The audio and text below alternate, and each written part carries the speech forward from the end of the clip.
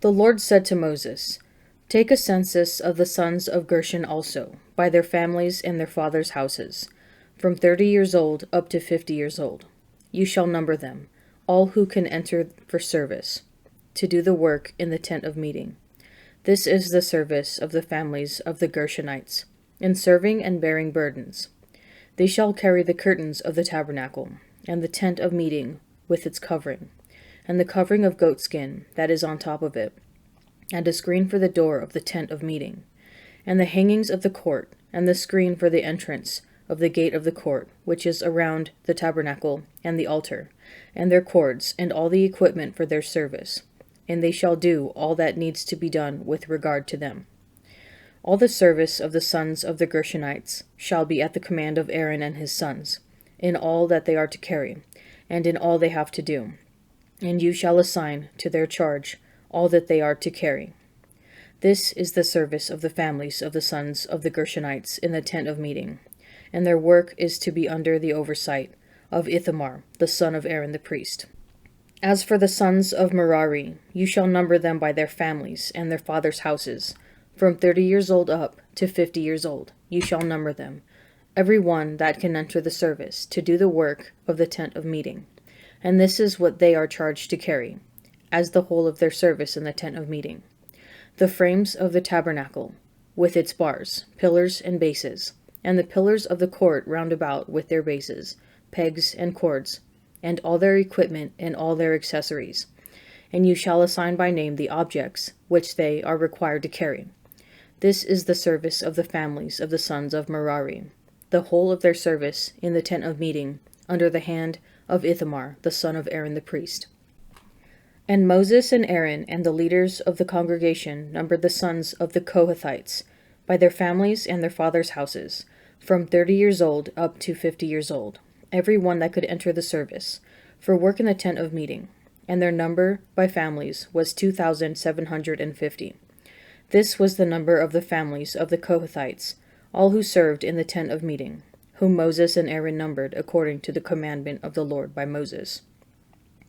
The number of the sons of Gershon, by their families and their fathers' houses, from 30 years old up to 50 years old, every one that could enter the service for work in the tent of meeting. Their number by their families and their fathers' houses was 2,630. This was the number of the families of the sons of Gershon, all who served in the tent of meeting, whom Moses and Aaron numbered according to the commandment of the Lord. The number of the families of the sons of Merari, by their families and their fathers' houses, from 30 years old up to 50 years old, every one that could enter the service for work in the tent of meeting. Their number by families was 3,200. These are those who were numbered of the families of the sons of Merari, whom Moses and Aaron numbered according to the commandment of the Lord by Moses. All those who were numbered of the Levites, whom Moses and Aaron and the leaders of Israel numbered, by their families and their fathers' houses, from 30 years old up to 50 years old, every one that could enter to do the work of service and the work of bearing burdens in the tent of meeting. Those who were numbered of them were 8,580. According to the commandment of the Lord, through Moses they were appointed, each to his task of serving or carrying. Thus they were numbered by him, as the Lord commanded Moses. The Lord said to Moses, Command the sons of Israel that they put out of the camp every leper, and every one having a discharge, and every one that is unclean through contact with the dead. You shall put out both male and female, putting them outside the camp, that they may not defile their camp, in the midst of which I dwell.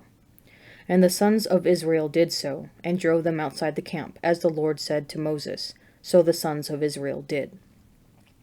And the Lord said to Moses, Say to the sons of Israel, When a man or woman commits any of the sins that men commit by breaking faith with the Lord, and that person is guilty, he shall confess his sin which he has committed, and he shall make full restitution for his wrong, adding a fifth to it, and giving it to him whom he did the wrong. But if the man has no kinsman to whom restitution may be made for the wrong, the restitution for wrong shall go to the Lord for the priest, in addition to the ram of atonement with which atonement is made for him. And every offering, all the holy things of the sons of Israel, which they bring to the priest, shall be his, and every man's holy things shall be his. Whatever any man gives to the priest shall be his. And the Lord said to Moses, Say to the sons of Israel, if any man's wife goes astray and acts unfaithfully against him, if a man lies with her carnally, and it is hidden from the eyes of her husband, and she is undetected, though she has defiled herself, and there is no witness against her, since she was not taken in the act, and if the spirit of jealousy comes upon him, and he is jealous of his wife, who has defiled herself, or if the spirit of jealousy comes upon him, and he is jealous of his wife, though she has not defiled herself, then the man shall bring his wife to the priest, and bring the offering required of her, 1/10 of an ephah of barley meal. He shall pour no oil upon it, and put no frankincense on it, for it is a cereal offering of jealousy, a cereal offering of remembrance, bringing iniquity to remembrance. And the priest shall bring her near, and set her before the Lord. And the priest shall take holy water in an earthen vessel, and take some of the dust that is on the floor of the tabernacle, and put it into the water. And the priest shall set the woman before the Lord, and unbind the hair of the woman's head, and place in her hands the cereal offering of remembrance, which is the cereal offering of jealousy. And in his hand the priest shall have the water of bitterness that brings the curse. Then the priest shall make her take an oath, saying, If no man has lain with you, and if you have not turned aside to uncleanness, while you were under your husband's authority, be free from this water of bitterness that brings the curse.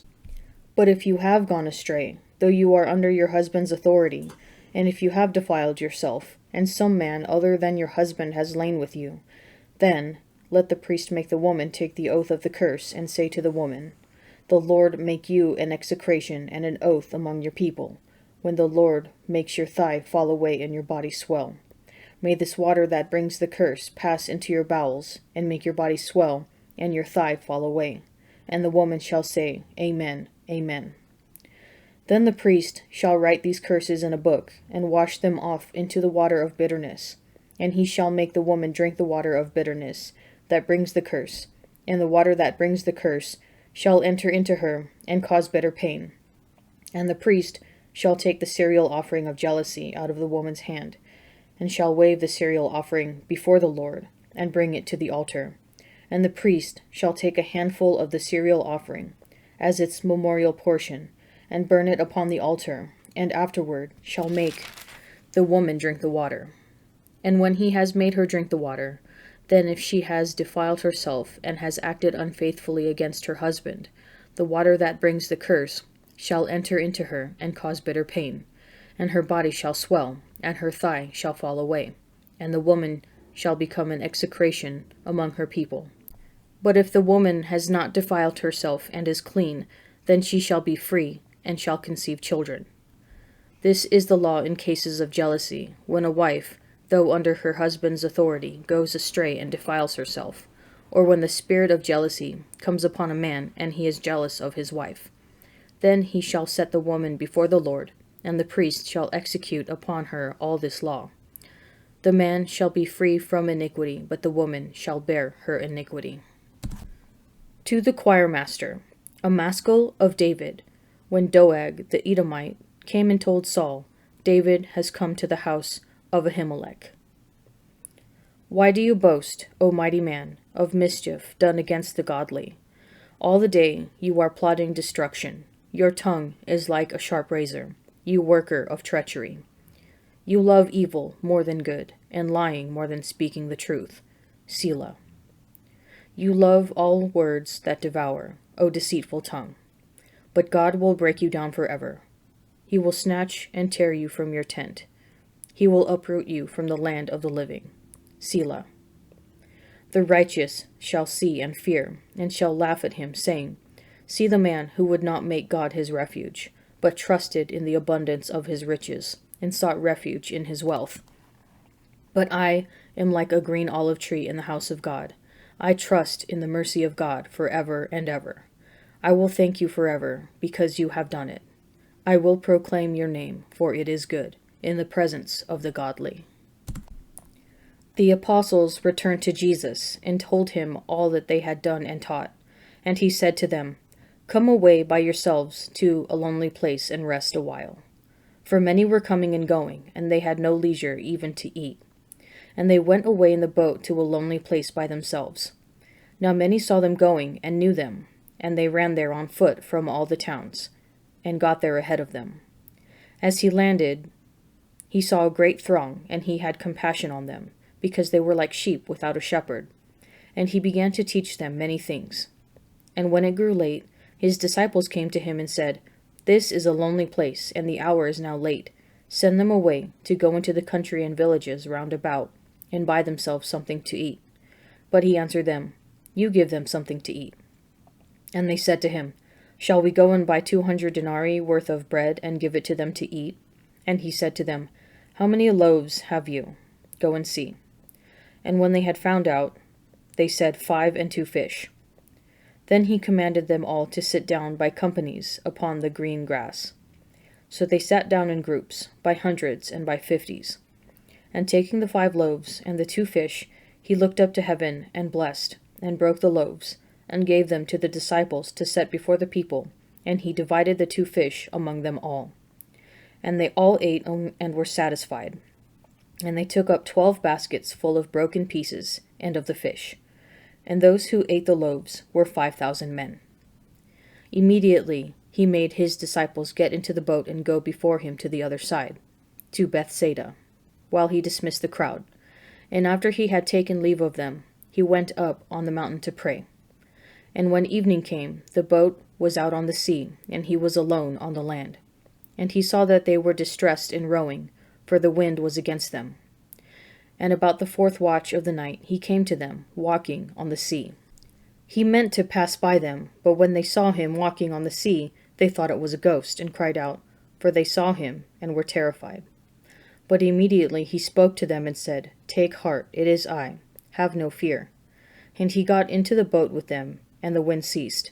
And they were utterly astounded, for they did not understand about the loaves, but their hearts were hardened. And when they had crossed over, they came to land at Gennesaret, and moored to the shore. And when they got out of the boat, immediately the people recognized him, and ran about the whole neighborhood, and began to bring sick people on their pallets to any place where they heard he was. And wherever he came, in villages, cities, or country, they laid the sick in the marketplaces, and begged him that they might touch even the fringe of his garment, and as many as touched it were made well. Numbers chapter 5 verse 2 lists the types of uncleanness that bring usually temporary exclusion from Israel's camp. Significantly, they all relate to death. Leprosy gives a death-like appearance. Discharge involves the loss of bodily fluids associated with life, and contact with the corpse is contact with death. It isn't sinful to contract leprosy or to undergo normal discharge. Burying the dead is even a work of mercy.